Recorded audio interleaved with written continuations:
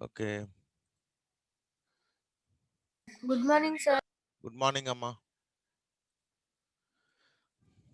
Okay. నిన్న మనం ఈ స్టెప్ 1 అండ్ స్టెప్ 2 బ్రెయిన్ స్టార్మింగ్‌లో పాయింట్స్ ఎలా చేసుకోవాలని ఇంగ్లీష్ అడ్వాంటేజెస్ సేమ్ ఇదే ఎస్సేలోనే మనము ఒకవేళ రాస్తే ఆ ఎస్సే రాస్తే మనం బ్రెయిన్ స్టార్మింగ్ చేస్తే ఎటువంటి పాయింట్స్ మనకు బ్రెయిన్‌లో వస్తే అవి ఎలా రాసుకోవాలా? అది ఎలా యాడ్ చేయాలా? మొత్తం ఎస్సే రైటింగ్ ప్రాసెస్ అంతా కూడా దీంట్లో మనం ఎగ్జామిన్ చేయబోతున్నాము. First one step 1 and step 2 brain storming and jotting down ideas. Okay. First మనం బ్రెయిన్ స్టార్మింగ్ చేసుకొని ఆ పాయింట్స్ అన్ని కూడా జాట్ డౌన్ చేసుకోవాలని అనుకున్నాం. ఇక్కడ మనకు మొత్తం 20 పాయింట్స్ నోట్ డౌన్ చేసాం. ఓకే. ఏమేమో ఒకసారి చూద్దాం. ఆల్రెడీ నిన్న మనం కొద్దిగా స్టార్ట్ చేసాం ఇది. So first one access to internet అంటే ఏంటి? If you if you are proficient in English, okay, if you are good at English you can have access to the internet. అంటే ఏంటి? ఇంటర్నెట్ ఉంటే సరిపోదు. ఇంటర్నెట్ ఉన్న తర్వాత దాంట్లో ఉన్న ఇన్ఫర్మేషన్ తెలుసుకోవాలన్నా, ఏం తెలుసుకోవాలన్నా కూడా మనకి ఇంగ్లీష్ అవసరం అవుతుంది. ఇంకోటి ఏమంటే ఇంటర్నెట్ యాక్సెస్ బాగా పెరిగింది. ఇంతకుముందు ఒక 5-6 ఇయర్స్ ముందు ఇంటర్నెట్ అనేది అంత యాక్సెసిబుల్‌గా లేదు. ముఖ్యంగా ఈ జియో వచ్చిన తర్వాత ఇంటర్నెట్ ప్రతి ఒక్కరి చేతుల్లోకి వచ్చేసింది. ప్రతి ఒక్కరు కూడా ఇంటర్నెట్ యాక్సెసిబుల్ చేసేదానికి అవకాశం వచ్చేసింది. ఇంతకుముందు స్పీడ్ కూడా చాలా తక్కువ ఉండేది. ఇప్పుడు స్పీడ్ బాగా పెరిగినాయి అన్నట్టు. మనం వీడియోస్ కానీ ఏవైనా సరే ah, without any problem we can stream, we can watch. అయితే వీటన్నిటికి కూడా మనకు ఇంగ్లీష్ అవసరం అవుతుంది. Then advantages of proficiency in English. Advantages of proficiency in English. అయితే ఈ ఇంగ్లీష్ ప్రొఫిషియన్సీ ఉండడం వల్ల మనకు చాలా అడ్వాంటేజెస్ ఉన్నాయి అనేది చెప్పుకుంటున్నాం. అవి ఏమేమి అనేది మనం ఇక్కడ చూసామంటే బెనిఫిట్స్ ఆఫ్ టెక్నాలజీ. టెక్నాలజీ బాగా డెవలప్ అయింది. కానీ ఆ బెనిఫిట్స్‌ని మనం ఎంజాయ్ చేయాలంటే we should know English. Then development of the nation. ఇంకోటి మన దేశం డెవలప్ కావాలంటే ముఖ్యంగా ఇంగ్లీష్ అనేది అవసరం. ఎందుకు అవసరం అంటే ముఖ్యంగా దేశం డెవలప్ కావాలంటే ఇంపోర్ట్స్ గానీ, ఎక్స్‌పోర్ట్స్ గానీ అవసరమైతాయి. మనం పండించిన వ్యవసాయ వస్తువులు గానియండి, తయారు చేసిన వస్తువులు గానియండి, వేరే దేశానికి మనం అమ్మడం ద్వారా మనకు డాలర్స్ ఒస్తాయి. ఓకే. అంటే మన ఆదాయం పెరుగుతది. మరి అమ్ముకోవాలంటే ఎవరమ్మాలే? మనమే అమ్మాలే. మనం అమ్మాలంటే ఏం జేయాలే? మనకు ఇంగ్లీష్ ఉండాలే. వేరే దేశ భాషలు మనకు తెలీవు. కాబట్టి English is the medium for communicating with other nations. Then digitalized India. ఇప్పుడు ఇండియా మొత్తం కూడా డిజిటలైజ్ అయిపోతుంది. ఈ సెంట్రల్ గవర్నమెంట్ గానియండి, స్టేట్ గవర్నమెంట్ గానియండి, ప్రతి ఒక్క దానికి వెబ్‌సైట్ ద్వారా ఇప్పుడు ధరణి వెబ్‌సైట్ అన్నాం. ఓకే. ప్రతి ఒక్కటి ఈవెన్ అడ్మిషన్స్ కాడ్నించి, రిజల్ట్స్ కాడ్నించి తర్వాత ఈవెన్ ఏమైనా చేంజెస్ చేసుకోవాలన్నా మన ఆధార్ కార్డ్ గానియండి, పాన్ కార్డ్ గానియండి, ప్రతి ఒక్కటి కూడా మనము ఇంటర్నెట్ ద్వారానే పని చేసుకోవచ్చు. ఏ ఆఫీస్‌కి వెళ్ళాల్సిన అవసరము లేదు. ఈవెన్ పోలీస్ కంప్లెయింట్ కూడా ఇప్పుడు ఏదైనా మీ సర్టిఫికేట్లు పోయినాయనుకోండి, అవి చిన్న చిన్న కంప్లెయింట్‌లయితే మనము ఆన్‌లైన్‌లోనే కంప్లెయింట్ చేసుకోవచ్చు. ఆన్‌లైన్‌లోనే మనం ప్రతి ఒక్కటి ఈవెన్ కోర్టులో కూడా కేసులు కూడా ఇప్పుడు ఆన్‌లైన్‌లో నడుస్తున్నాయి. Because of Covid. ఓకే. వీటన్నిటికి కూడా మనకు ఇంగ్లీష్ అనేది అవసరమైతది. Then employment opportunities. ఇంకోటి ఏమిరా అంటే ఇప్పుడు మనకు ఎంప్లాయ్‌మెంట్ అనేది గవర్నమెంట్ ఆపర్చునిటీస్ బాగా తగ్గిపోయినాయి. ఓకే. మొత్తం ఎంప్లాయ్‌మెంట్ ఆపర్చునిటీస్ అన్నీ గూడా ప్రైవేట్ సెక్టర్‌లోనే ఉంటున్నాయి. సో, మరి ప్రైవేట్ సెక్టర్‌లో అన్నప్పుడు జనరల్‌గా కార్పొరేట్ ఆఫీసెస్ ఉంటాయి. అవి they spread across India. Not only India, even in the world. ప్రపంచంలో అన్ని మూలల వాళ్ళ ఆఫీసులుంటాయి. వాళ్ళంతా గూడా వాళ్ళ కమ్యూనికేషన్ లాంగ్వేజ్ వచ్చి ఇంగ్లీషే ఉంటది. So, they prefer people speaking English. Okay. వాళ్ళు ఎటువంటి వాళ్ళని కోరుకుంటారంటే వాళ్ళ ఉద్యోగం ఇవ్వడానికి ఇంగ్లీష్ వచ్చిన వాళ్ళనే కోరుకుంటారు. Of course subject is important. సబ్జెక్ట్‌తో పాటు ఇంగ్లీష్ ఉండాలి. మన ముఖ్యంగా రూరల్ ఏరియాస్‌లో పిల్లలు చాలా తెలివైన పిల్లలు ఉంటారు. గ్యారంటీగా ఉన్నారు. వాళ్ళకి సబ్జెక్ట్ నాలెడ్జ్ చాలా బాగుంటది. Okay. But their subject knowledge is in Telugu. దీనివల్ల ఏమవుతుందంటే వాళ్ళకి ఆపర్చునిటీస్ అంటే ఎంప్లాయ్‌మెంట్ ఆపర్చునిటీస్ బాగా తగ్గిపోతున్నాయి. Even though they might have got gold medal in the university. యూనివర్సిటీలో గోల్డ్ మెడల్స్ తీసుకొనుండొచ్చు. ఈవెన్ స్టేట్ ఫస్ట్ ర్యాంక్ వచ్చిండొచ్చు. స్టేట్ సెకండ్ ర్యాంక్ వచ్చిండొచ్చు. But they are very poor in English. Because of that they are not able to get employment opportunities. కాబట్టి English అనేది మనకు చాలా important. English is the language of internet. Almost all మనం ఫస్ట్‌దే చెప్పుకున్నాం. ఇది కూడా అదే అన్నట్టు. ఇంటర్నెట్‌లో మనం ఏం యాక్సెస్ చేయాలనుకున్నా గూడా అది ఇంగ్లీష్‌లో ఉంది. అఫ్‌కోర్స్ ఈ మధ్య కొన్ని వెబ్‌సైట్స్ తెలుగులో కానీ, రీజనల్ లాంగ్వేజెస్‌లో వస్తున్నాయి గానీ, బట్ దాంట్లో ఉన్నటువంటి ఇన్ఫర్మేషన్ చానా limited. Okay. So if you want latest information that is available only in English. Then globalization. Globalization అనేది ఒక కాన్సెప్ట్. ఇది సుమారు ఒక 10-15 ఇయర్స్ ముందు స్టార్ట్ అయింది ఇది. అంటే ప్రపంచమంతా ఒక కుటుంబం. మనం ఏ దేశంలో వస్తువులైనా మనం ఇప్పుడు కొనుక్కోవచ్చు. ఏ దేశానికైనా మనం వెళ్ళిపోవచ్చు. ఏ దేశంలోనైనా సెటిల్ అయిపోవచ్చు. ఇవన్నీ ఆపర్చునిటీస్ ఉన్నాయి. మరి ఇవన్నీ గ్లోబలైజేషన్ వల్ల ఏమవుతుందంటే ప్రపంచానికంతా ఒక భాష అనేది అవసరం. అందరికీ తెలిసిన భాష ఒకటి అవసరమైతది. ఓకే. అందరికీ తెలిసిన భాష అదేదిరా అంటే ఇంగ్లీష్. ఆ ఇంగ్లీష్ అనేది మనము కంపల్సరీగా నేర్చుకుంటేనే we become globalised citizen. Okay. We become the citizen of the world. Then information explosion. And ఇది ఇది ఏమిరా అంటే ఇన్ఫర్మేషన్. ఓకే. ఇంతకుముందు మేము చదువుకునేటప్పుడు ఏదైనా చదువుకోవాలనుకుంటే లైబ్రరీకి పోయి పుస్తకాలు వెతికి, పుస్తకాలు వెతకడమే ఒక అర్ధగంట పడతది. మనకు కావాల్సిన ఇన్ఫర్మేషన్ ఏ పుస్తకంలో ఉంది, ఆ పుస్తకం ఎతకడానికి ఒక హాఫ్ అన్ అవర్ పడతది. ఆ తర్వాత ఆ పుస్తకంలో మనకు కావాల్సిన ఇన్ఫర్మేషన్ వెతకడానికి ఇంకొక అర్ధగంట పడతది. ఇవంతా చేయడానికి చాలా కష్టమయ్యేదన్నట్టు. ఓకే. బట్ ఈరోజు అటువంటి పరిస్థితి లేదు. అసలు ఈ లైబ్రరీకి పోవాల్సిన అవసరమే లేదు. మీకు ఏ ఇన్ఫర్మేషన్ కావాలన్నా కూడా లేటెస్ట్ ఇన్ఫర్మేషన్. అందులో బుక్కులైతే ఎప్పుడో పబ్లిష్ అయ్యుంటాయి. ఎప్పుడో 10 సంవత్సరాల ముందో, 20 సంవత్సరాల ముందో పబ్లిష్ అయిన పుస్తకాల్లో అప్పటి ఇన్ఫర్మేషన్ ఉంటుంది గానీ, లేటెస్ట్ ఇన్ఫర్మేషన్ ఉండదు. But if you go to internet, you get latest information available in internet. But problem ఏమనంటే all that information is available in English. కాబట్టి if you don't know English, you are not able to and you will not be able to access such information and you become old. ఇంకో పదం ఉంది. ఇంతకుముందు ఒక పదం ఉండేది. ఏమరా అంటే ఇల్లిటరేట్ అనింది. ఇల్లిటరేట్ అంటే అర్థం ఏంటి? What do you mean by illiterate? Illiterate అంటే చదువు రాని వాళ్ళు అని. ఓకే. చదవడము, రాయడము రాని వాళ్ళని ఇల్లిటరేట్స్ అంటారు. ఇప్పుడు ఇల్లిటరేట్స్ అనే దానికంటే ఈవెన్ చదువుకున్న వాళ్ళు కూడా ఇంగ్లీష్ రాకపోతే, ఓకే, లేదంటే వాళ్ళకి కంప్యూటర్ రాకపోతే వాళ్ళని కూడా ఆల్మోస్ట్ ఆల్ ఇల్లిటరేట్స్‌గానే మనము ట్రీట్ చేయాల్సిన పరిస్థితి ఏర్పడుతుంది. Okay. Next knowledge and awareness. Okay. Next IT revolution. IT revolution కూడా అదే ఇన్ఫర్మేషన్ టెక్నాలజీ రెవల్యూషన్. ఇంతకుముందు information explosion, IT revolution almost all same. కొన్ని రిపిటిషన్ అవుతుంటాయి. మళ్ళీ మనము దాన్ని మార్చుకొని చేసుకోవాల్సిన అవసరం ఉంటది. Then knowledge and awareness. ఇది కూడా అదే నాలెడ్జ్. మనం ఏదైనా అవేర్‌నెస్ అంటే తెలుసుకోవడం. మనం ఏ విషయమైనా సరే తెలుసుకోవాలంటే ఈరోజు మనం ఎక్కడికి వెళ్ళాల్సిన అవసరము లేదు. నెట్‌లో మనకు ప్రతి ఒక్కటి దొరుకుతుంది. Then language of empowerment. English అనేది it is a language of empowerment. Empowerment అంటే మన స్వశక్తి అంటాం కదా! We become powerful. Okay. How can we become powerful అంటే only through language. Only through English. Only through English you can become powerful. Otherwise you will be treated as impoverished. Then link language. Link language అంటే ఏంటి? మనకు వేరే భాష కర్ణాటక గాని, తమిళనాడులో ఉన్నటువంటి ఒక వ్యక్తి ఉన్నాడు. మీరు ఫేస్‌బుక్‌లో ఫ్రెండ్స్ అయినారు. Then how do you speak? He doesn't know Telugu and you don't know Tamil. How do you speak? You speak through Hindi sir. English. Yes. You speak through English. అంటే ఈ ఇంగ్లీష్ లాంగ్వేజ్ అనేది it is linking people, places, nations. Okay. That's why it is called link language. Then mother tongue influence. ఇంకో problem ఏమిరా అంటే English నేర్చుకునేటప్పుడు మనకొచ్చే పెద్ద problem ఏమిరా అంటే మదర్ టంగ్ ఇన్‌ఫ్లూయెన్స్. అంటే మన మదర్ టంగ్‌లో ఉన్నటువంటి కొన్ని గ్రామాటికల్ గాని, స్ట్రక్చర్స్ గానియండి, అవే స్ట్రక్చర్స్ ఇంగ్లీష్‌లో వాడతాం. దానివల్ల ఏమిరా అంటే మన ఇంగ్లీషు ప్రొఫిషియన్సీ అనేది తగ్గిపోతది. సో, ఈ మదర్ టంగ్ ఇన్‌ఫ్లూయెన్స్‌ని మనం తగ్గించుకోవడానికి ప్రయత్నం చేస్తూ ఉండాలి. Then personal and national benefits. So, పర్సనల్‌గా మనం ఇంగ్లీష్ నేర్చుకుంటే మనకు చాలా బెనిఫిట్స్ ఉంటాయి. నేషనల్ ఈవెన్ మనకే గాదు, దేశానికి గూడా బెనిఫిట్ అయితది. దేశం గూడా డెవలప్ అయ్యే అవకాశం ఉంటుంది. Then problems of Indian users of English. మన ఇండియన్ యూజర్స్‌కి ఏమేం ప్రాబ్లమ్స్ ఉన్నాయి? ఎందుకు మనము వాటిని పూర్తిగా ఉపయోగించుకోలేకపోతున్నాము? అనేది మనము స్టడీ జేసుకోవాల్సిన అవసరం ఉంది. Then resources on the internet. ఇది గూడా మనకి ఇంటర్నెట్‌లో చాలా రిసోర్సెస్ అవైలబుల్ ఉంటాయి. And most of them are in English. Then spread of English. English spread అయితూనే ఉంది.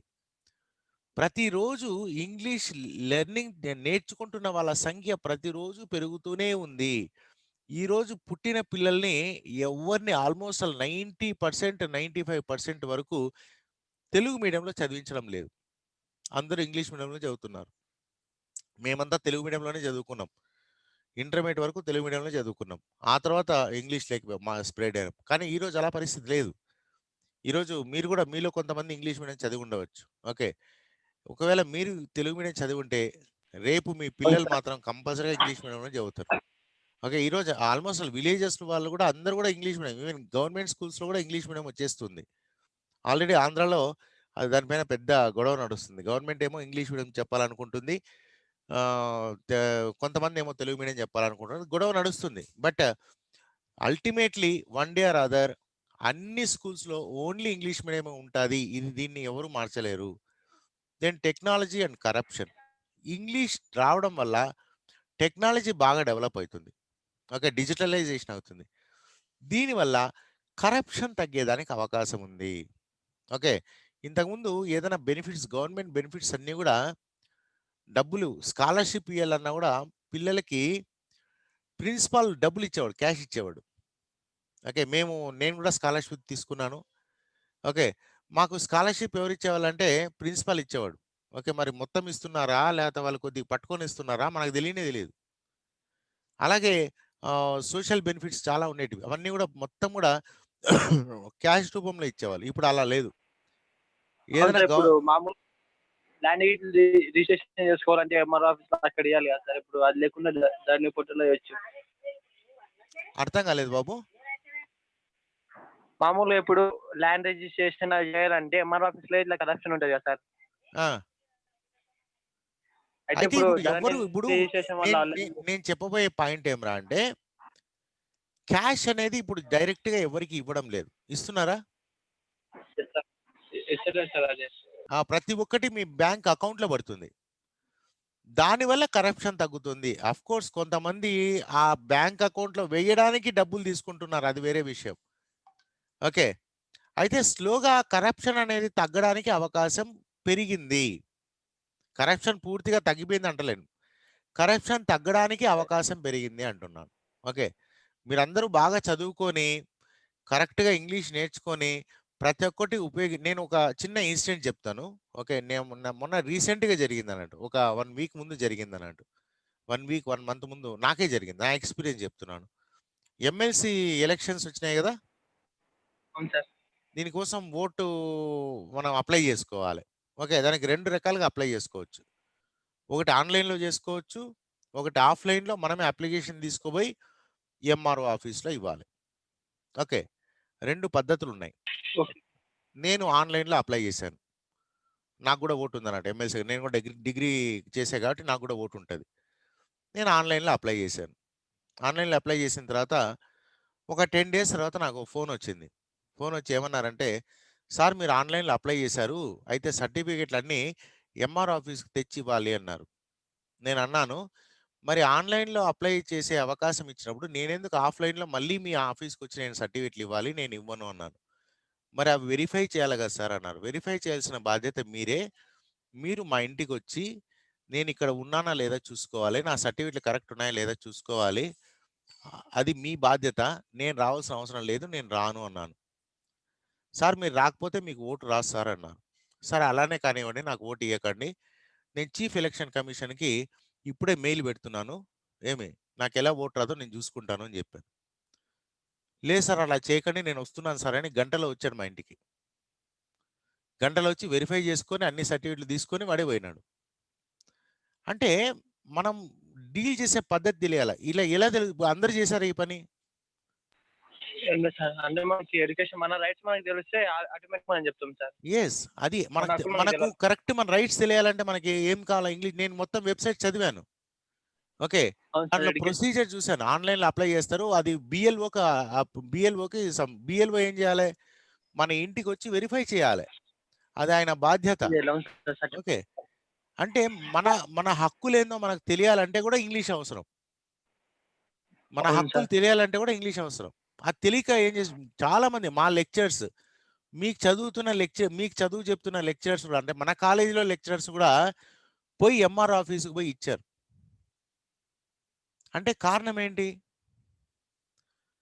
మనం ఆ వెబ్‌సైట్‌లో ఉన్న ఇన్ఫర్మేషన్‌ని సరిగ్గా చదవకపోవడం, చదివినా అర్థం చేసుకోలేకపోవడం. ఇవన్నీ ఇది కారణాలు. నాకు ఒకవేళ అర్థమైన అది అసలు అర్థమనేది ఇంక గొడవ ఎందుకులే అని కొందరు ఉండొకలని అవును. కాంప్రమైజ్ ఎందుకులే అవుతారా సార్? సర్లే పోయి ఇద్దాంలే అనే ఆలోచన కూడా ఉండొచ్చు. అయితే సార్ అయితే మనకు కరెక్ట్‌గా మన హక్కులు మనం తెలిస్తే, మనం వాటిని ఉపయోగించుకోవడానికి అవకాశాలు పెరుగుతాయా? పెరగవా? అంటే కరప్షన్ తగ్గడానికి అవకాశం ఉందా? లేదా? ఈరోజు వాడొచ్చాడు మా ఇంటికొచ్చి చూసుకొని పోయినాడు. ఉంది సార్, ఉంది. యెస్. అదే ఇక్కడ అదే అన్నట్టు. మనకి ఇంగ్లీష్ రావడం ద్వారా టెక్నాలజీని బాగా ఉపయోగించుకోవడానికి అవకాశం ఉంది. ఎక్కడైతే మనం టెక్నాలజీ ఉపయోగించుకోగలుగుతామో, అక్కడ కరప్షన్ తగ్గే అవకాశం ఉంది. For example driving licence. మనకు అవును సార్. డ్రైవింగ్ లైసెన్స్ కావాలంటే ఒక బ్రోకర్‌ని పెట్టుకుంటాం. ఓకే. ఆ! నేను ఒక బ్రోకర్‌ని పెట్టుకోకుండా నేనే పోయినా సార్ ఈసారి. యెస్. వెరీ ఎవరిని గుడ్. హౌ పెట్టుకోలేదు. Is it possible? అంటే నేను ఫస్ట్ ఆన్‌లైన్‌లో అప్లికేషన్ పెట్టుకున్నా. అంటే యెస్. వెరీ నాకు గుడ్. తెలుసు మరి కదా సార్ అందరూ ఆ పని ప్రాసెస్. చేస్తున్నారా? చేస్తలేరు సార్. చాలా మంది ఎడ్యుకేటెడ్ పర్సన్స్ ఇట్లా అట్లే పోయిండ్రు సార్. మస్తు యెస్. మంది నేను దట్ చూసిన. Is the thing. కారణం ఏమిరా అంటే మనకు తెలియకపోవడం. ఇప్పుడు మీకు డ్రైవింగ్ లైసెన్స్ కావాలంటే ఎవ్వరి దగ్గరికి పోవాల్సిన అవసరం లేదు.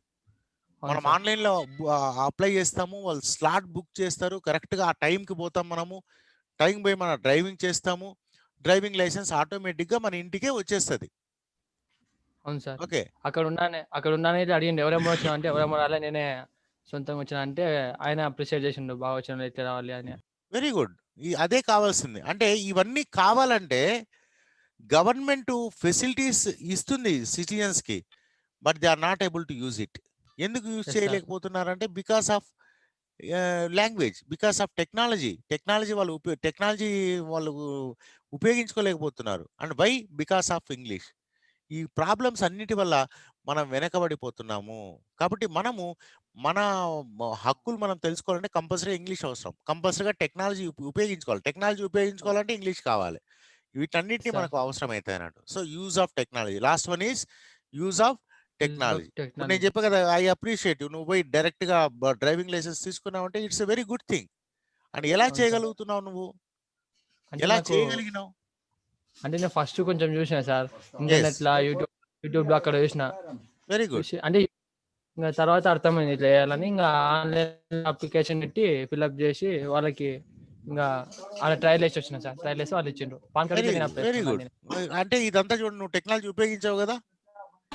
Yes sir. And how you are able to use that technology because of little English. కొద్దిగా ఇంగ్లీష్. ఇంగ్లీష్‌కే నువ్వు ఇంత యూజ్ చేసుకోగలిగినావంటే if you are yes sir. Proficient, if you become master in English you can do wonders.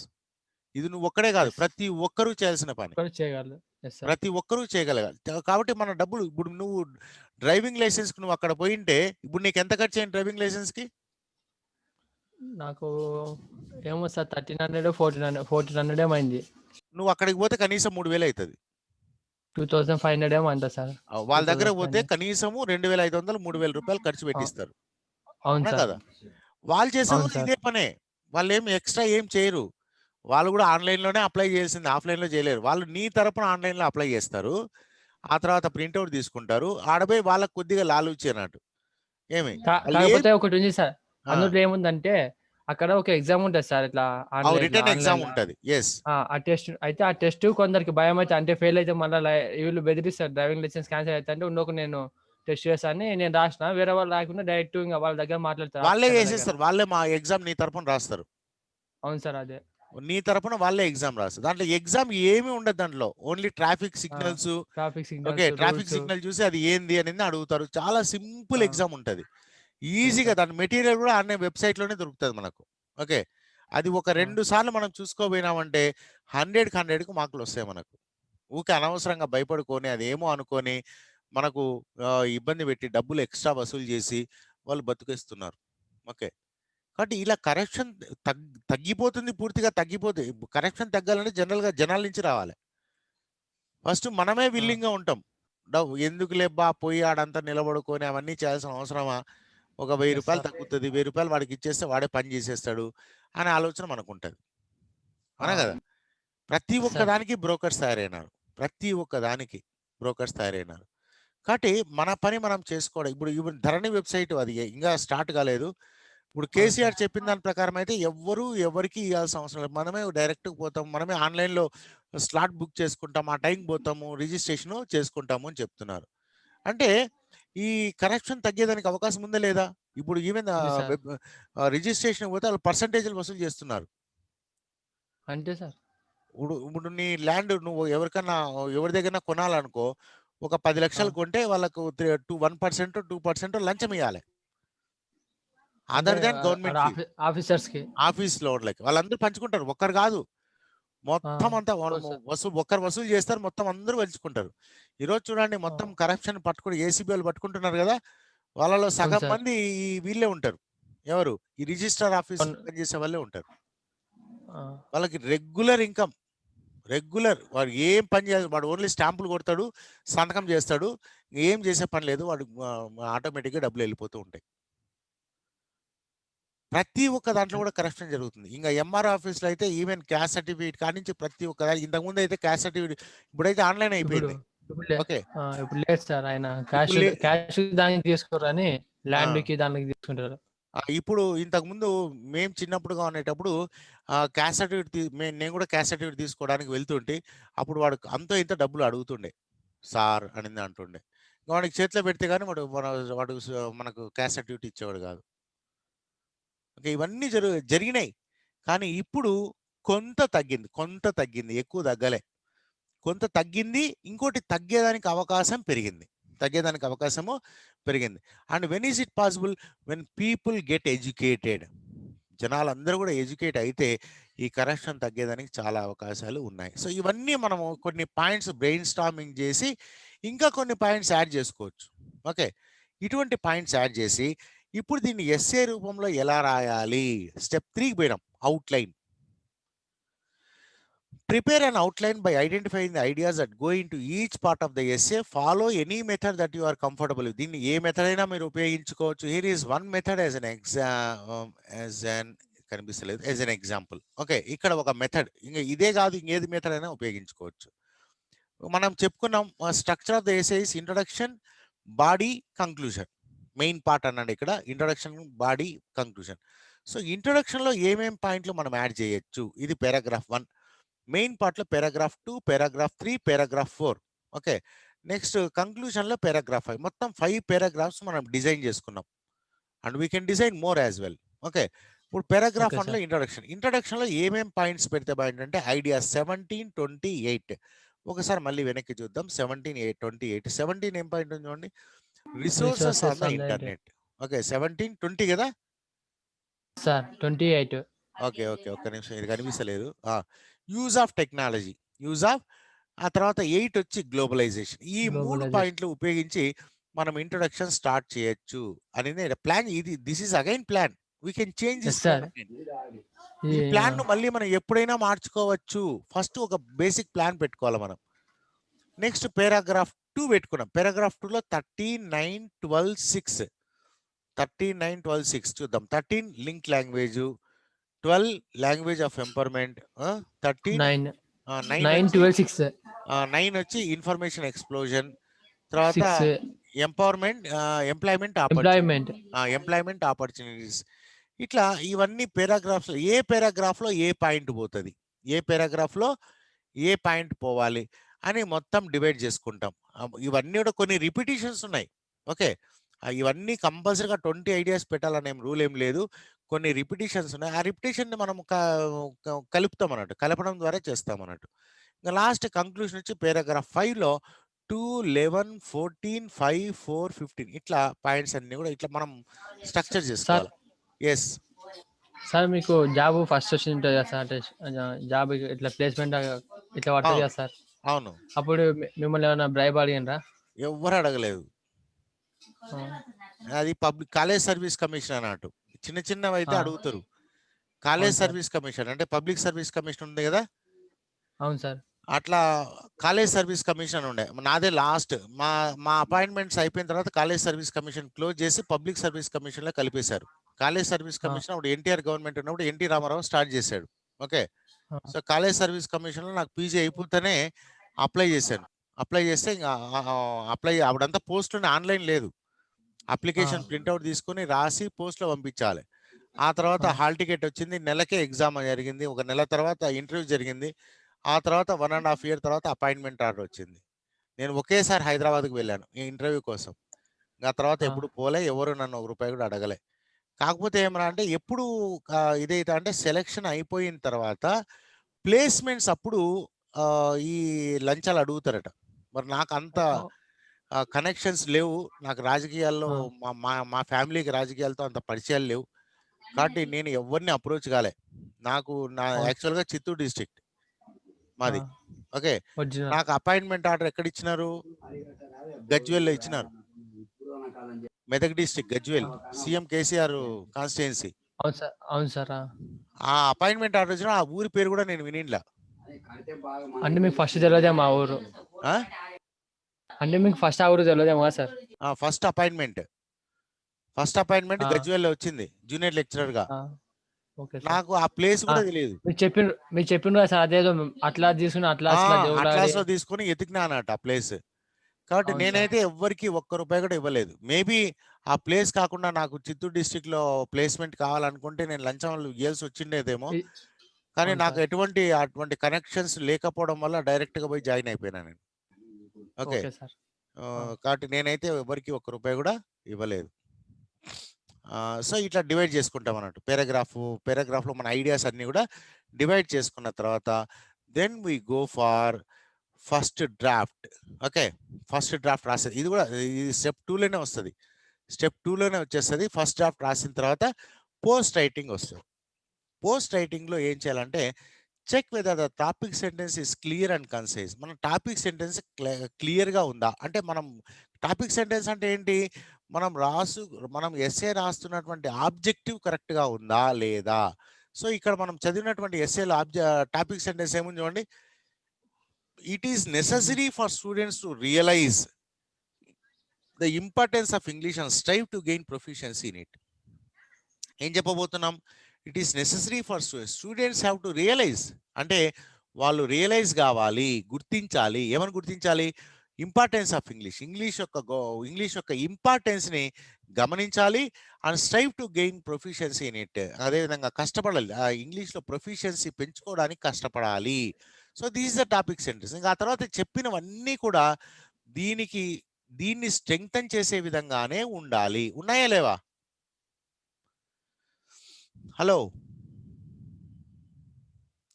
Okay. Check whether connectives. ఇంకా connectives గురించి మీ PPT ఒకటి పంపించాను, చూడమని చెప్పాను. చూడండి, ఇవన్నీ కనెక్టివ్స్ అంటే ఏంటేంటివి? Firstly, secondly and conjunctions thus, however, moreover etcetera. ఇవన్నీ కనెక్టివ్స్ అంటే వీటికి యాక్చువల్గా దాంట్లో కరెక్ట్ మీనింగ్ ఏమి ఉండదు. కానీ ఒక సెంటెన్స్ని ఇంకో సెంటెన్స్ని, ఒక పారాగ్రాఫ్ని ఇంకో పారాగ్రాఫ్ని కలుపుతూ వాడేటటువంటి పదం. దీనివల్ల ఏమవుతుంది అంటే ఆ ఫ్లో ఆఫ్ థాట్ ప్రాసెస్ అనేది చాలా ఈజీగా అయిపోతుంది. చదివేవాడికి చాలా ఈజీగా అర్థమవుతుంది అన్నట్టు. Used effectively to appreciate the importance of connectives and conjunctions, try reading the essay by omitting them and note the difference. ఒకవేళ ఇవన్నీ ఎలా ఉపయోగపడతాయి అనుకుంటే మీరు ఈ పదాలు తీసి చదవండి, అర్థమవుతుంది. అదే ఎస్ఏలో ఫర్ ఎగ్జాంపుల్ ఫస్ట్లీ, సెకండ్లీ ఇవన్నీ తీసేసి చదివారనుకోండి, still there will be meaning, but continuity of thought అనేది బ్రేక్ అయిపోతుంది. ఓకే, ఒకదానికి సంబంధం అనేది తెగిపోతుంది. అందువల్ల ఇవన్నీ మనకు చాలా ఎఫెక్టివ్గా ఉపయోగపడతాయి ఎస్ఏస్లో. Remember that by the end of the essay, the advantages of gaining proficiency in English should become clear. So first sentence లో ఇంట్రొడక్షన్ ఏమన్నామంటే ఇంగ్లీష్ ప్రొఫిషియన్సీ పెంచుకోవడం అనేది అవసరము అన్నాం. కానీ లాస్ట్ పారాగ్రాఫ్కి వచ్చేందుకు and student whoever reads this essay should be clear. మనకు అర్థమైపోవాలి ఇంగ్లీష్ అనేది చాలా ఇంపార్టెంట్. ఇంగ్లీష్ నేర్చుకుంటేనే మనం బ్రతకగలము. మన ఇంగ్లీషు తప్పనిసరిగా మన ప్రొఫిషియన్సీ పెంచుకోవాలి అనే ఐడియా వాడికి రావాలి. అంటే మనం అంతా వానికి ఆ రీజన్స్, ఎగ్జాంపుల్స్ ఇస్తూ మనం దీన్ని కంక్లూడ్ చేయాల్సిన అవసరము ఉంటుంది. Okay, and next one, the structure of a discursive essay. Discursive essay యొక్క స్ట్రక్చర్ ఇంతకుముందు చెప్పుకున్నాం మనం. స్ట్రక్చర్ ఏంటి? Introduction, body, conclusion. ఇది మెయిన్ స్ట్రక్చర్. ఓకే, ఇప్పుడు దీన్ని మళ్ళీ మనం కొద్దిగా ఎలాబొరేట్గా చదువుతాం. The 5 paragraph approach is perhaps the most common but not the only one. Not he కాదు, not the only method for writing a discursive essay. It consists of the following. అంటే 5 paragraph approach అనేది ఒక method. అయితే 5 paragraph ఉండాల్సిన అవసరం ఏమీ లేదు. You can have more paragraphs. But this is one kind of approach where we can write the essay, discursive essay. మెయిన్గా not only discursive essay, ఈ స్ట్రక్చర్ ఆఫ్ ఎస్ఏ అని చెప్పాలి యాక్చువల్గా. డిస్కర్సివ్ ఎస్సే అని కాదు, ఏ ఎస్సేకైనా ఇదే స్ట్రక్చర్ మనం యూజ్ చేస్తూ ఉంటాం. This is the basic structure. Then ఈ 5 పారాగ్రాఫ్ స్ట్రక్చర్ ఎలా ఉందో చూద్దాం. అండ్ ఇంట్రొడక్టరీ పారాగ్రాఫ్ ఇది ఆల్రెడీ తీసుకున్నాం. 3 body paragraphs comprising supporting evidence. Okay, ఈ 3 పారాగ్రాఫ్ దీని బాడీ అంటాము. ఈ 3 పారాగ్రాఫ్లు ఉంటాయి. దీంట్లో మనకు కావాల్సిన ఎవిడెన్స్ అన్ని కూడా మన ఐడియాస్ అన్ని కూడా దీంట్లో ఇంక్లూడ్ చేస్తాము. Then concluding paragraph. Then introductory పారాగ్రాఫ్కి వస్తాం. ఇంట్రొడక్టరీ పారాగ్రాఫ్ ఎలా ఉంటుంది, ఏముంటుంది? A clear and concise thesis statement. ఈ thesis statement is nothing but topic sentence. ఈ థీసిస్ స్టేట్మెంటే మనం టాపిక్ సెంటెన్స్ అని కూడా అంటాం. ఒక క్లియర్ స్టేట్మెంట్ అనేది మనం ఫస్ట్ ఇస్తాం in the first paragraph of the essay. First paragraph అంటే ఫస్ట్ సెంటెన్సే ఉండాల్సిన అవసరం లేదు. ఆ పారాగ్రాఫ్లో ఎక్కడో తాన ఈ టాపిక్ సెంటెన్స్ అనేది ఉంటుంది. Thesis statement is a short, చాలా షార్ట్గా ఉంటుంది. Direct sentence that summarises the central idea, the main point or the claim of the essay. It is also called topic sentence. ఈ thesis statement నే మనము topic sentence అని కూడా అంటాం. ఇది డైరెక్ట్ గా ఉంటుంది. మనం మొత్తం ఎస్సేలో ఏం చెప్పదలుచుకున్నాం అనేది ఈ డైరెక్ట్ గా ఈ సెంటెన్స్ లో ఉంటుంది, కన్సైజ్ గా ఉంటుంది. A thesis statement is not merely a statement of the topic. It gives direction to the essay and controls ideas within the essay. కాబట్టి ఇది ఒక స్టేట్మెంట్ అనే కాదు, ఇట్ గివ్స్ అ డైరెక్షన్. ఒక డైరెక్షన్ ఇస్తుంది. మనం ఏం చదవబోతున్నాము, ఏం రాయబోతున్నాం. రాసేవాడికి ఏం రాయాలి అని డైరెక్షన్ ఇస్తుంది, చదివేవాడికి ఏం చదవబోతున్నాను అని డైరెక్షన్ ఇస్తుంది. And controls ideas with in the essay. అదేవిధంగా మనం ఇస్తున్నటువంటి ఐడియాస్ అన్నింటినీ కూడా కంట్రోల్ చేస్తూ ఉంటుంది. ఈ ఈ ఒక గిర్ర గీసుకుంటాం అన్నట్టు. టాపిక్ సెంటెన్స్ ఏమైనా అంటే ఒక రౌండ్ ఈ స్ట్రక్చర్లోనే ఉండాలి, దీన్ని దాటి మనం బయటకు పోకూడదు.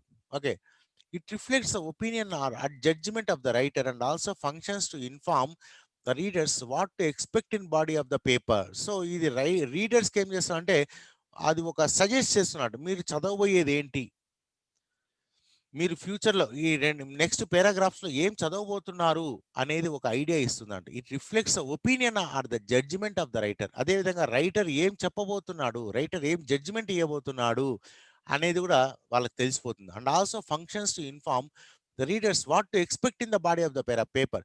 ఆ బాడీలో ఏమేమి ఉండబోతుంది అని ముందుగానే వాళ్ళు ఊహించుకోవడానికి అవకాశం ఉంటుంది.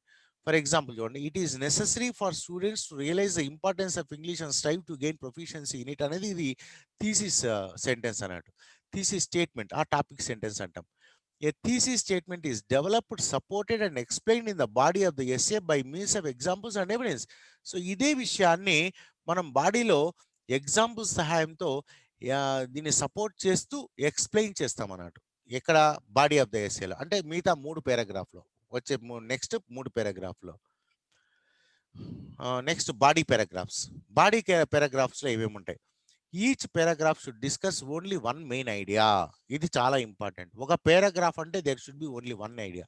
ఇంటర్ కనెక్టెడ్ ఐడియాస్ ఉండొచ్చు, ఓకే, బట్ దాన్ని దాటి బయట పోవద్దు. ఫర్ ఎగ్జాంపుల్ ఇంటర్నెట్ యాక్సెస్ అన్నాం అనుకోండి, ఇంటర్నెట్ యాక్సెస్లో డిజిటలైజ్డ్ ఇండియా మాట్లాడచ్చు, ఇవన్నీ మాట్లాడచ్చు. అవన్నీ దానికి సంబంధించిన టాపిక్సే ఉండాలి, వేరేది ఉండకూడదు అన్నట్టు. This will give clarity and direction to the essay. So ఇలా ఒక పారాగ్రాఫ్లో ఒక ఐడియా ఉండడం వల్ల అది ఆ ఎస్సేకి ఒక డైరెక్షన్ అనేది ఇస్తుంది. It enhances the readability. అదేవిధంగా రీడబిలిటీ, చదవడానికి ఈజీగా ఉండాలి, కన్ఫ్యూజ్ కావద్దు. ఇప్పుడు నేను ఎగ్జాంపుల్ చెప్తాను ఒకటి. ఈ మధ్య వచ్చే సినిమాలు ఒక 10 ఏళ్ల ముందు వచ్చే సినిమాలు, ఒక 10-20 ఇయర్స్ ముందు సినిమాలు, ఒక 10-20 ఇయర్స్ ముందు సినిమాల్లో వ్యూయర్ సినిమా చూసేవాడు చాలా రిలాక్సింగ్గా కూర్చొని ఎంజాయ్ చేస్తూ చూసేవాడు. ఈ రోజు వచ్చే సినిమాల్లో, కొన్ని సినిమాల్లో, అన్ని సినిమాల్లో కాదు, కొన్ని సినిమాల్లో ఆ సినిమాను అర్థం చేసుకోవడానికి వ్యూయర్ చాలా కష్టపడాలి. అవునా కదా? అంటే అర్థం కాలేదు సార్. అంటే ఎడిటింగ్ ఎలా ఉంటుందంటే కట్ చేసే ముందుది వెనక్కి, వెనక్కి ముందుది. అవును సార్, అట్లా. అవునా కదా? అది వెనకది మనం గుర్తుపెట్టుకుంటే కానీ ఇది గుర్తురాదు. ఫస్ట్ లాస్ట్ చూపిస్తాడు. అఫ్ కోర్స్ ఫ్లాష్ బ్యాక్ అనేటివి ముందు సినిమాల్లో కూడా ఉండేటివి, అయితే లాజికల్గా ఉండేవి, ఏదో 1-2 ఫ్లాష్ బ్యాక్లు ఉండేటివి. ఇప్పుడు అలా కాదు, ఇంటర్ కనెక్టెడ్ లేనట్లుగా మొత్తం సినిమా చూసిన తర్వాత కూడా ఏంద్ర ఈ సినిమా అనిపించేటట్టు కూడా ఉన్నాయి కొన్ని సినిమాలు, అన్ని సినిమాలు కాదు. అవును సార్, 2 ఒకటే టైంలో ఎంజాయ్ చేసుకోతారు. అవు ఎక్కడెక్కడికి పోతుంటాయి, అర్థమే కాదండి అసలు ఏంద్ర ఈ సినిమా, ఇది ఏం చూస్తున్నాము అనే టైప్లో ఉంటాయి. అఫ్ కోర్స్ చాలా దాన్ని ఏమంటారు, చాలా ఇంటెలిజెంట్గా సినిమా తీస్తున్నారు. కాకపోతే వ్యూయర్స్ కూడా చాలా ఇంటెలిజెంట్గా చూస్తే కానీ అర్థమవుతలేదు. అర్థమైందా మీకు? అర్థమైంది సార్. అయితే యాక్చువల్‌గా ఒక సినిమా చూడ్డానికి వచ్చే మనిషి ఎలా వస్తాడు? క్రిస్టోఫర్ రిలాక్స్ కావడం. Christopher Nolan Christopher Nolan movies అట్లా ఉంటాయి సార్ అన్ని. యెస్. Inception, Interstellar. చాలా ఇంటెలిజెంట్‌గా మనం వ్యూ చేస్తే గాని అర్థం కానటువంటి పరిస్థితి. అఫ్‌కోర్స్ అవును ఆ సార్. సినిమా బాలేదని నేను చెప్పను గానీ they are very good movies. చాలా మంచి మూవీసే. అవును సార్. కాకపోతే కాకపోతే ఫ్రమ్ ద మనం point of view of the viewer సినిమా అందులో చూసేవాడు మనం ఎవ్రీ పాయింట్‌ని నోటీస్ చేయాలి. ఎవ్రీ డీటెయిల్‌ని మనం గుర్తుంచుకోవాలి. Every yes. డీటెయిల్. గుర్తించుకోవాలి. అప్పుడే మనము దాన్ని ఆ సినిమా మొత్తం ఎంజాయ్ చేయగలం. యెస్ లేదంటే సార్. అస్సలు ఎంజాయ్ చేయలేం. ఇంకోటేమంటే కొన్ని సినిమాలు రెండోసారి, మూడోసారి చూస్తే గాని అర్థం కావు. అలా ఉన్నాయి కొన్ని సినిమాలు. ఓకే. అన్ని యెస్ సార్. సినిమాలు కాదు కొన్ని సినిమాలు. దీనివల్ల కానీ ఏమవుతుంది? హ్మ్. అర్థమైన తర్వాత అది ఎక్కువ ఎక్కువ మొత్తంగా ఒక మంచి ఎక్స్‌పీరియన్స్ ఇస్తది సార్ అది. Of course it gives good experience. అయితే ఒక మామూలు వ్యూయర్ ఓకే. ఇంత ఆ! స్ట్రెయిన్ తీసుకొని సినిమా చూడాల్సిన అవసరం ఉందా? లేదు సార్. మామూలుగా ఎంటర్‌టైన్‌మెంట్ మూవీస్ ఎక్కువ చూస్తారు.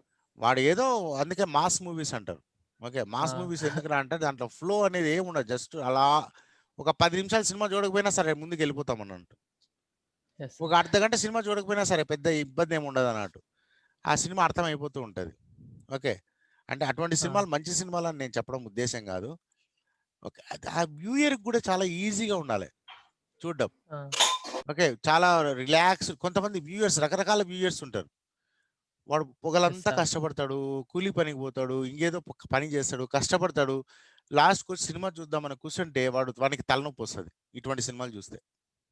అంటే ఒక్కొక్కరికి ఒక్కొక్క జోనర్ ఉంటది సార్ ఇష్టం. యెస్. కొందరికి ఇట్లా దట్స్ హారర్‌లో. ట్రూ. కొంతమంది ఇంటెలిజెంట్ పీపుల్ ఉంటారు.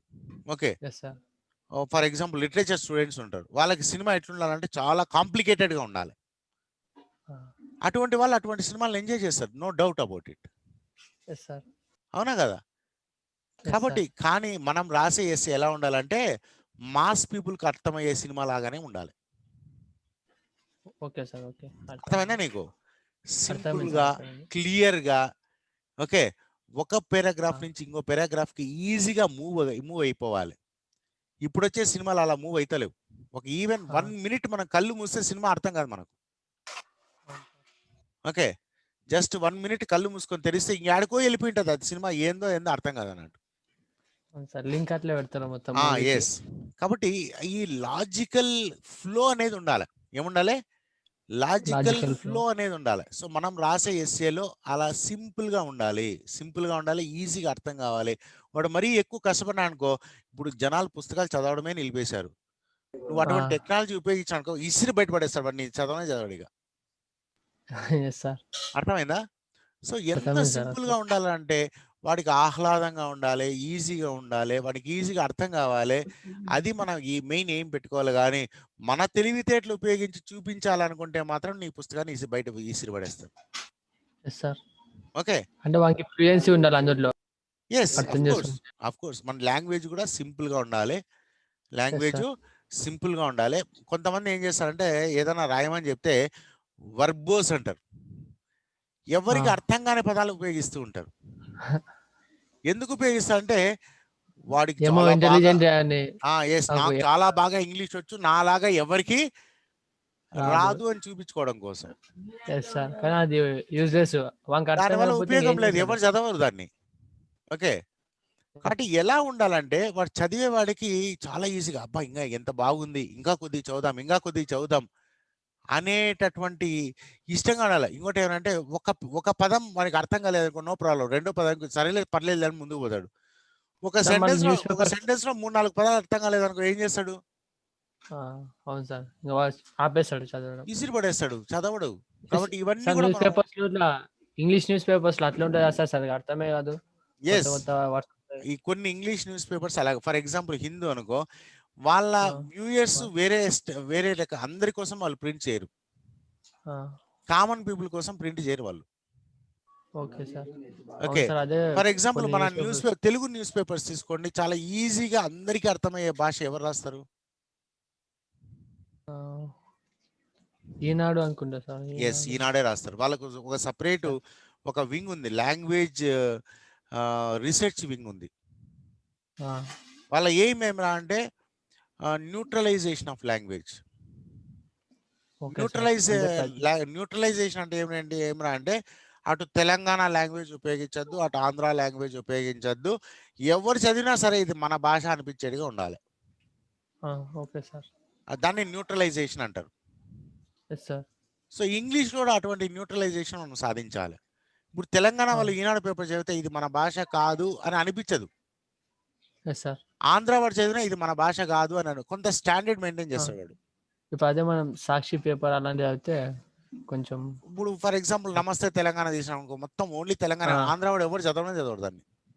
అవును సార్. అవునా కదా? అంటే న్యూట్రలైజేషన్ జరగలేదు, న్యూట్రలైజేషన్ అనేది జరగలేదు. ఓకే, కాబట్టి అదే విధంగా హిందూ పేపర్ తీసుకున్నామంటే హిందూ వాడు ఒక స్టాండర్డ్, ఒక కైండ్ ఆఫ్ పీపుల్కే రాస్తాడు. వాళ్ళకి స్టాండర్డ్ ఉండాలి.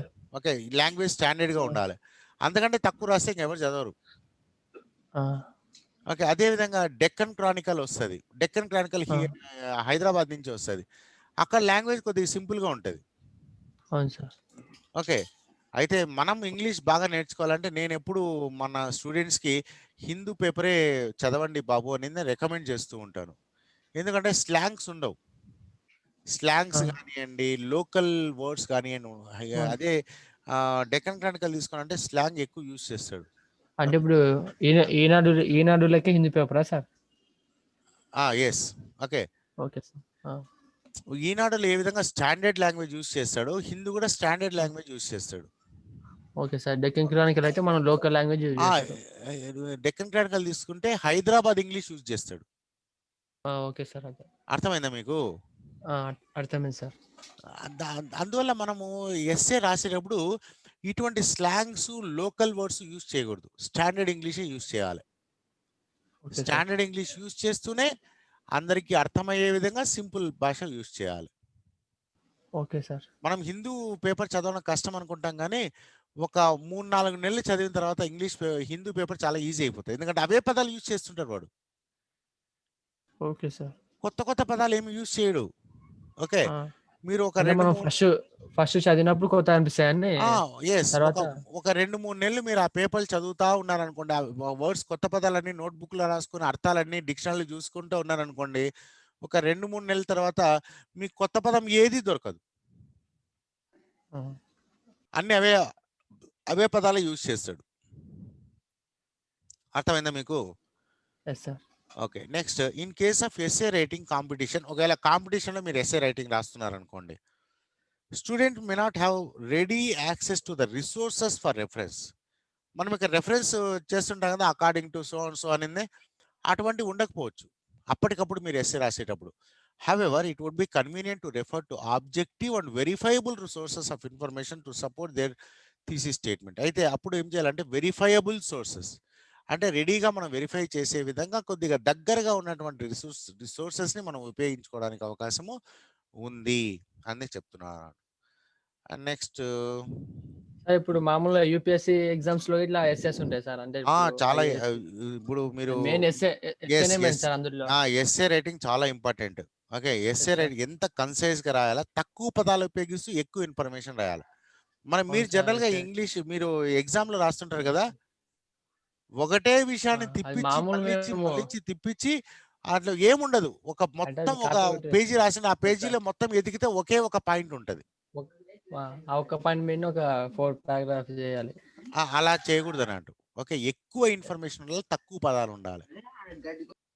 మేము యూజీసీ నెట్ రాసినప్పుడు నేను పాస్ అయిపోయినాను. దాంట్లో మీ క్వశ్చన్ పేపర్ మామూలుగా మీ క్వశ్చన్ పేపర్ ఎలా ఇస్తారు, 1, 2, 3, 4 క్వశ్చన్స్ ఇస్తారు కదా.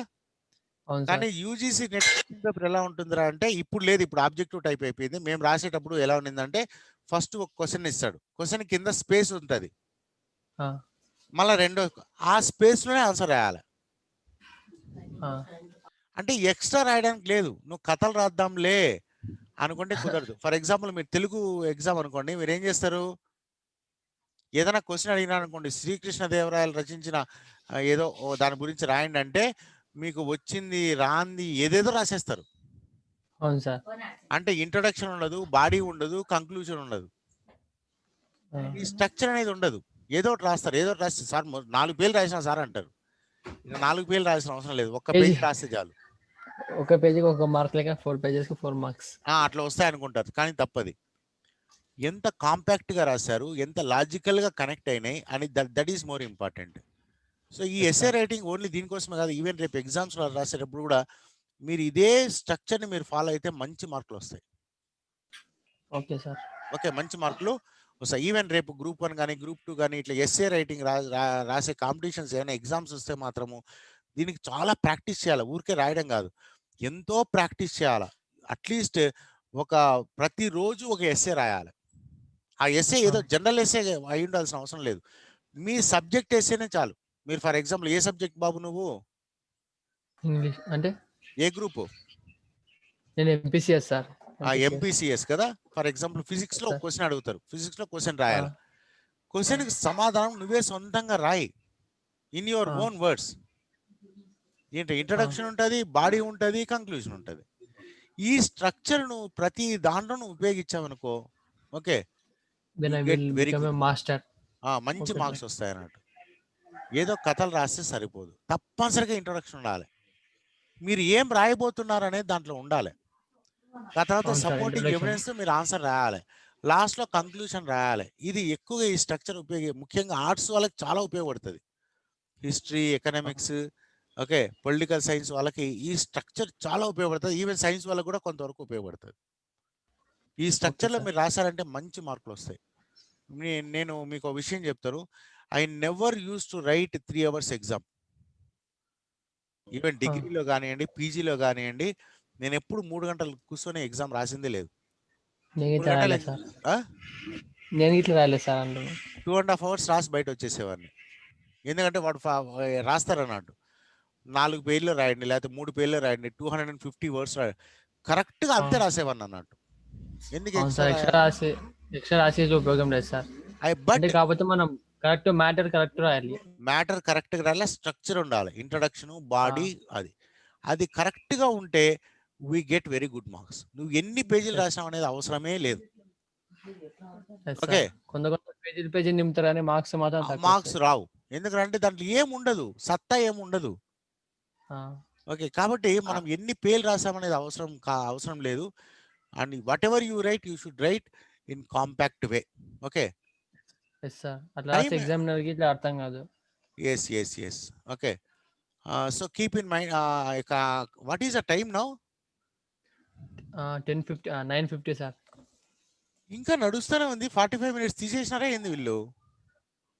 మీరు తీసేసినారు సార్ సెట్టింగ్స్ లో. నేనేం తీసినా, ఇంకా అందరూ ఉన్నారా? ఓకే, ఉన్నారు, పార్టిసిపెంట్స్ ఉన్నారు. ఓకే, 4 members ఉన్నారు సార్. ఓకే, అంతమంది వచ్చినారు. రోజు అట్లే ఉంది పరిస్థితి. ఓకే, చూద్దాం, ఇది అయిపోయేద్దాం. Concluding paragraph doesn't simply restate the thesis but readdresses it in the light of the evidence provided. Then conclusion should be strong and logical. Conclusion అనేది ఎలా ఉండాలి? స్ట్రాంగ్గా ఉండాలి, లాజికల్గా ఉండాలి. No new information should be introduce. కంక్లూషన్లో ఇంకా కొత్త ఇన్ఫర్మేషన్ ఏది యాడ్ చేయొద్దు. ఆల్రెడీ ఉన్న ఇన్ఫర్మేషన్నే మనము మళ్ళీ కావాలంటే రీస్టేట్ చేసుకోవచ్చు. Okay, synthesize the information presented in the body of the essay and arrive at a conclusion on the topic. So synthesize చేసుకోవాలి, ఆల్రెడీ చెప్పిన పాయింట్లను మళ్ళీ ఒకసారి రీస్టేట్ చేసి కంక్లూషన్కి వచ్చేయాలి. Keep in mind the importance of logical transition అనేది మనకు చాలా important between the introduction, body and conclusion. Without logical transitions, the essay will appear like a list of ideas instead of being coherent composition. Okay, sir చెప్పు sir. మీరు 12th వరకు Telugu medium అని చెప్పిండ్రు కదా sir? Yes. అంటే మీరు sudden గా English lecturer కంటే మొత్తం జోనల్ మొత్తం వేరే అవుతుంది కదా సార్, అప్పుడు మళ్ళీ ఎట్లా చేంజ్ అయ్యింది సార్? చాలా ఇబ్బంది పడినాం. ఓకే, మైసూర్లో చదివాను, ఆడ మొత్తం ఇంగ్లీష్ మీడియమే. కాకపోతే మంచి కాలేజీలో చదవడం వల్ల ఆడ మొత్తం ఇంగ్లీష్లోనే క్లాసులు చెప్పేవాళ్ళు. ఈవెన్ మేమంతా కూడా ఒకటే తెలుగు వాళ్ళే ఉండేవాళ్ళు కాదు, తెలుగు వాళ్ళు, తమిళ్ వాళ్ళు, కేరళ వాళ్ళు, మొత్తం భారతదేశంలో ఉన్న రకరకాల స్టూడెంట్స్ అందరూ మా క్లాస్మేట్స్. వాళ్ళతో మాట్లాడాలన్నా కూడా ఇంగ్లీష్లోనే మాట్లాడాల్సిన పరిస్థితి, లేదంటే మనం మాట్లాడలేము. ఓకే, కాబట్టి చాలా తొందరగా ఇన్ఫ్రాస్ట్రక్చర్ బాగుండాలి. ఎస్, కాలేజ్ ఇన్ఫ్రాస్ట్రక్చర్ బాగుంది. కాలేజ్ లో స్టూడెంట్స్, రకరకాల స్టూడెంట్స్ ఉన్నారు. మన క్లాస్మేట్స్ తో మాట్లాడకుండా ఉండగలమా? ఉండలేం సార్. తెలుగు వస్తే మనం లోకల్ కాబట్టి తెలుగులో మాట్లాడుతూ ఉంటాం. కానీ అక్కడ ఉన్న వాళ్ళందరూ కూడా ఆంధ్ర నుంచి వచ్చినారు. అప్పుడు తెలంగాణ లేదు, ఆంధ్ర నుంచి వచ్చినారు. కర్ణాటక, తమిళనాడు, కేరళ, నార్త్ ఇండియా, లక్షద్వీపు, ఇట్లా రకరకాల ప్లేసెస్ నుంచి వచ్చింటారు. కొంతమంది మలయాళం మాట్లాడతారు, తమిళ్ మాట్లాడతారు, హిందీ మాట్లాడతారు, బెంగాలీ మాట్లాడతారు, ఒరియా మాట్లాడతారు, తమిళ్ మాట్లాడతారు. వీళ్ళు ఇంతమందితో మనకు ఎలా అన్ని భాషలు నేర్చుకోగలమా? నేర్చుకోలేం సార్. సో అంటే మీరు ఇంగ్లీష్ ఎంట్రన్స్ ఎగ్జామా లేకపోతే ఇట్లా ఎంట్రన్స్ ఎగ్జామ్, అడ్మిషనా సార్? ఎంట్రన్స్ ఎగ్జామ్ ఇప్పుడు కూడా ఉంది ఆ college, regional institute of education. చాలా కష్టం అక్కడ సీట్ దొరకడం. ఓకే, మీరు ఓకే సార్. అయిపోయిన తర్వాత కావాలంటే బీఎడ్ చేసుకోవచ్చు, బీఎడ్ అక్కడ చేసుకోవచ్చు. ఓకే, 2 years బీఎడ్ కోర్స్ ఉంది, regional institute of education, Mysore. Sir sir కానీ బీఈడీ చేసిన తర్వాత ఇప్పుడు మనకి జాబ్స్ రావాలంటే బీఈడీలా అదే డిగ్రీలలో మనం ఆప్షనల్ సబ్జెక్ట్ లెక్క ఇంగ్లీష్ ఉంటేనే ఇంగ్లీష్ లెక్చరర్గా వస్తా అంటారా సార్? అవును అవును. అలా కాకపోతే మీరు లేకపోతే ఎంఏ ఇంగ్లీష్ ఎంఏలో ఇంగ్లీష్ చేయాలంటారా సార్? అవును, అయితే ఇంగ్లీష్ టీచర్ కావాల్సిన అవసరం లేదు కదా, మీరు సైన్స్ టీచర్ కావచ్చు, సోషల్ టీచర్ కావచ్చు. అంటే ఓకే, ఇంగ్లీష్ ఈజీగా ఉంటుంది కదా సార్? ఇంగ్లీష్ ఈజీగా ఉంటుంది ఇంగ్లీష్ చెప్పనీకి. ఈజీగా ఎందుకు ఉంటుంది బాబు, చాలా కష్టం ఉంటుంది. ఓకే, ఇట్స్ ఏమో మిస్కాన్సెప్షన్. సార్. ఓకే, పాస్ కావడానికి అయితే ఇంగ్లీష్ ఈజీనేమో కానీ. పాస్ అవ్వడానికనే కదా సార్, ఇంగ్లీష్ ఎందుకో ఈజీగా ఆడతాం దానికన్నా. ఓకే ఓకే, నీకు అర్థమైతే వెరీ గుడ్. అయితే ఈ ఇంగ్లీషు లిటరేచర్ చేయాలంటే కొద్దిగా కష్టపడాలి. ఓకే, చాలా అదే పుస్తకాలు సార్. చదవాలి. Okay, right. ఇక్కడ కొన్ని ఎస్సేస్ ఉన్నాయి, ఎక్సర్సైజెస్ ఉన్నాయి, ఇవన్నీ మీరే చేయాలి. ఇది నేను చెప్పేది ఏముండదు. ఇవన్నీ వీటికైతే మీకు ఆల్రెడీ టెక్స్ట్ బుక్లో ఉంటాయి. ఒకసారి define the term essay, list the types of essays and explain the features of discursive essay. Then explain the pre-writing, writing and post-writing stages of discursive essay. Describe the structure of a 5-paragraph discursive essay. ఇవన్నీ questions ఉన్నాయి, answers అన్ని text బుక్లో ఉంటాయి, మీరు సొంతంగా రాయండి. ఇవి ఒకసారి ప్రాక్టీస్ చేయండి. దెన్ ఇవన్నీ కూడా ఎస్ఎస్ రోజుకొకటి ప్రాక్టీస్ చేయడానికి ప్రయత్నం. Duties of a good citizen, education as empowerment, privatisation of education, true friendship, technology and human relationships, తర్వాత peaceful coexistence, India's plural culture, meaningful life, India since independence, globalisation and its impact, protection of biodiversity, nature and its importance. Okay, ఇవన్నీ మీరు practice చేయండి, రాయండి. ఇది ఊరికే చదవడం వల్ల వచ్చేది అయితే కాదు. ఓకే సార్ ఇప్పుడు సార్ ఇప్పుడు చెప్పు. మనకి ఇది ఆర్గ్యుమేటివ్ డిస్కస్ రెండు కదా సార్, రెండు అయిపోయినట్టేనా ఇప్పుడు? ఇప్పుడు డిస్కర్సివ్ ఎస్సే మాత్రమే అయిపోయింది. ఓకే సార్, రేపు కంటిన్యూ చేద్దాం. ఓకే, ఆర్గ్యుమెంటేటివ్ ఎస్సే రేపు కంటిన్యూ, దానికి ఇంకో పీపీటీ ఉంది. Okay okay, sir. అదే పీపీటీ ఎండ్ అయితే నేను స్టాప్ అయింది మొత్తం. పీపీటీ ఉంది, మన వెబ్సైట్ ఓపెన్ చేయి, నీకు తెలుస్తుంది. వెబ్సైట్ ఒకటి ఉంది కదా, దాంట్లో పీపీటీ ఉంది చూడు. రేపు అది కంటిన్యూ చేద్దాం. ఓకేనా? Okay sir. Right, bye. ఈరోజు ఎందుకు ఇది 40 minutes ఎండ్ కాలే? 55 minutes అయింది సార్. ఏమో మరి.